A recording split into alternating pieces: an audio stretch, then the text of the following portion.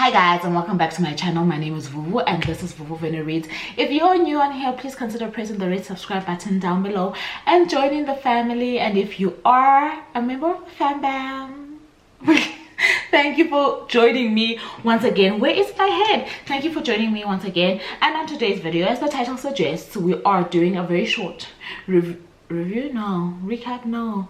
up of the books that I managed to read in the month of October. So if that's something you're keen on, please do stay tuned.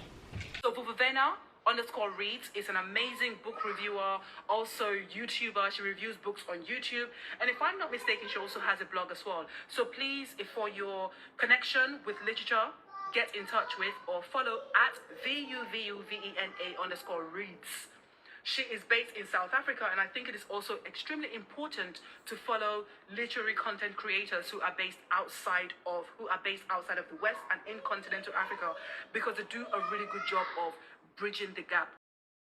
We appreciate you, Vuvu, for bringing us Turning Pages and for bringing us your BookTube channel. You know, this is a chance for people to actually see some people that I really enjoy. Please consider pressing the red subscribe button down below. And if you're a returnee, welcome back, fam. Vuvu, you're amazing. Thank you so much for your time. So in the month of October, we managed to pick up a total of 4 books. Well, not pick up, actually we picked up 7 books. We managed to read and finish 4 books. Okay. And the first book is this book by Bulani Mlilo Bondo, called Things My Mother Left Me. This one is published by Blackbird Books and was sent to me courtesy of Blackbird Books. Bird Books. And what a thrill! I mean, dear child, okay, the writing, spectacular. The story concept is a collection of short stories.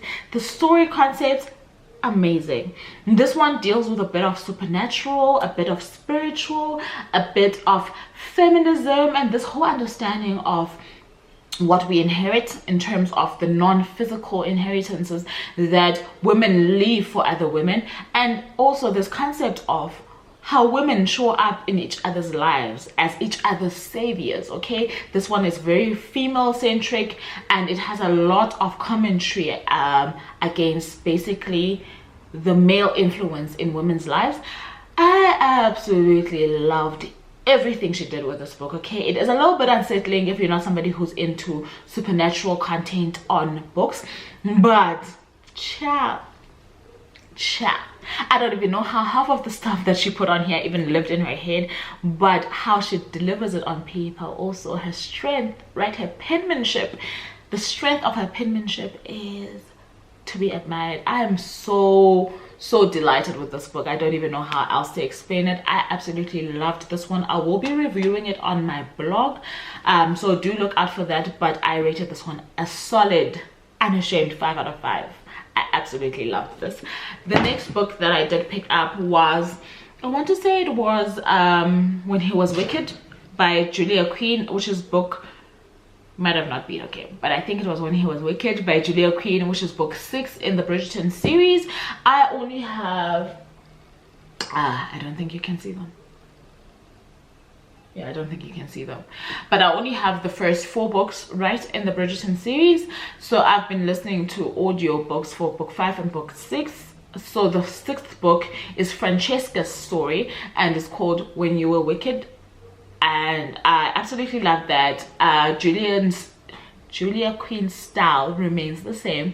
You get this plot of obviously how these two fall in love. You get to see what the challenges are in their love story, and then you get to see how they overcome that. And for me, it's a fail-proof kind of plot, especially what she's doing with these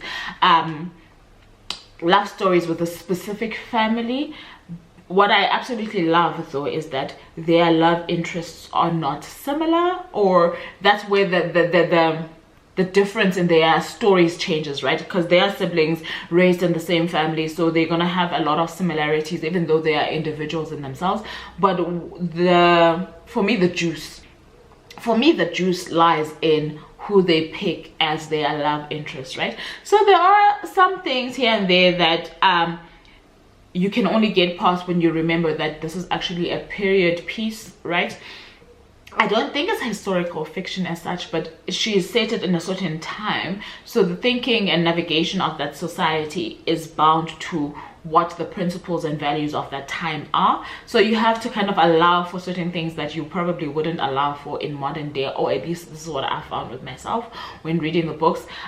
Those things do become blockages here and there, but the overall story still remains very solid, very true. Well, not true, but very intriguing for me, intriguing enough for me to continue reading the story. I hope that makes sense. So I rated Francesca's story a 4 out of 5 stars. The next book that I picked up audio as well was Monday's Not Coming by Tiffany D. Jackson. She's been doing the rounds now. I think everybody's reading The Weight of Blood. I think that's the name of the book, excuse the doors. The Weight of Blood by her, because it was Halloween season. I still want to listen to that one via audio. Mondays Are Coming is one that I tried to get into before, but I don't know how I let it fall by the wayside, but my girls were reading it, so you know, it's always a fun time to read books with your girls. So they were reading it and I just hopped onto the platform, so we read that. Me, Nontli, Ompila from Bokamuso, Charity and Sammy together, and I absolutely loved the journey that she took us on with Monday's story and her best friend. I think that it is a very vulnerable story that was being told, and the ultimate message for me is just how extremely powerful grief can be. You know, I think we take it for granted, right? Especially when we've come to understand the concept of life and death. We expect it to be something that is fleeting, that is understood, that this has happened and life proceeds, and unfortunately it's true, life does go on. But I feel she re-exposed how delicate grief can be and how life altering it can be and how compassionate people can be about it. And I think the power of authors who use young, like children, right, as their subject matters or their main characters is in the emotion that you definitely will feel going through that book. I definitely cried maybe even twice, okay, while reading this, because there were elements of it that I could definitely connect to, but there were also things that as a parent I was just blown away by how some of the characters in the book definitely showed up. If it was an attempt to kind of highlight just how brutal grief can be on your psyche, on your whole understanding of reality, then she definitely certainly did a great job. I ended up rating Monday's Not Coming a 4.3 stars. And then the last book that I read in the month of October was this one. This is the beginning of a series by R.F. Kuang, who I did not know. Okay, I did not know until this friend said this was a female. Rebecca apparently is her name. So I read the first book in the Poppy War series by R.F. Kuang, and I had mixed feelings, I don't want to lie. So the person who put me onto this one is Charity, so she definitely heard a lot of my feelings about this one. So this one follows Rin, who happens to be, I feel like I love an underdog story more than the average person, especially in fantasy, okay? So I'm a sucker for that. We follow Rin, who is an underdog in this situation, who works herself into a place that she feels she wants to be in, and to acquire certain skills to get herself out of the injustice that has been her life due to things that were out of her control, okay? So she gets into the school where only the best of the best basically go to, where she is going to be trained as a war soldier. And we discover that obviously, it being a fantasy, that there's some level of magic or supernatural abilities that these people in the school have, right?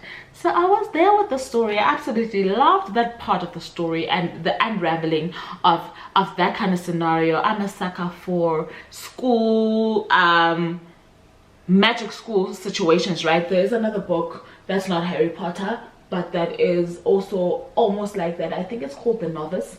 I forget the name of the author. Okay, that's why I'm looking there. It's called The Novice. I absolutely loved book one. think that's the name of the author. His first name is Taran. So anyway, that's what it looked like at the beginning. And I think it being phased into a war story was not smooth, right? So one minute you're in school, you're learning about these people's different abilities and magic, whatever, and also learning about the political situation going around in the country at the time, and you're like, okay, I get it. I mean, these kids are definitely gonna do something phenomenal. Wait till they graduate, child. And then boom, there is a genre shift, and for me that was not okay. And I think that threw me off completely, especially that the fact that when the genre shift happens, it's all uphill from there. I don't know how to explain this to you guys. Okay, it threw me off as a person who was consuming the content. I was like, no. Definitely RF has great talent. Definitely she's an absolutely great writer. Definitely the story is solid, okay? But I don't like what she did. I was like, no. Don't front like something you are not. I don't like that in books, okay? If I'm gonna pick this up and I'm feeling like I want to pick up a war story, then I will pick it up knowing that I'm entering myself into a war story, right? Never mind that it says the Poppy War. We all know that a lot of our covers play with words, etc., right? But what I'm saying is that when I was consuming at least the first quarter of this book, it seemed to be something that when it changed, it wasn't. But when I got over that, right, I could enjoy then the war story that she was trying to tell.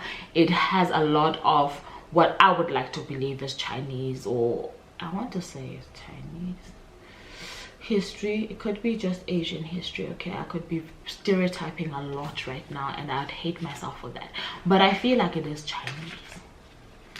Hey, IF, let's see, my darling. Ish. Yes, she's from China, so I think it is Chinese. Thank God. Chinese history, and I think that this was the best way in which it could have been displayed, could have been told, like. And like I'm saying about the underdogs, right? I think that she plays those kind of characters, or there are units in this war, right? Those kind of units so very well, and is a reminder, if you happen to encounter underdogs in your life, or if you happen to have been in the minority in a lot of political situations, that there's a certain power that cannot be taken away from you by virtue of you being so overlooked or so looked down upon, if you hear what I'm trying to say. She has the talent. She definitely is the girl that she thinks she is. I just wish that she had started the story differently. Okay, so I'm in the middle of the second book, and I think how I felt about this book is why it stalled a bit for me to start up the second book. But I did end up rating this one, if it's anything to go by in terms of how I enjoyed it, a 4.8. So it's a good book. It really is. It's just that I just didn't like the technique at the beginning, but the story is solid enough. Hope that made sense. Anyway, it brings me to the end of this wrap up. I hope you guys enjoyed this. If you did, don't forget to like, share, comment, and subscribe. And until next time, I love you very much for choosing me. Bye now.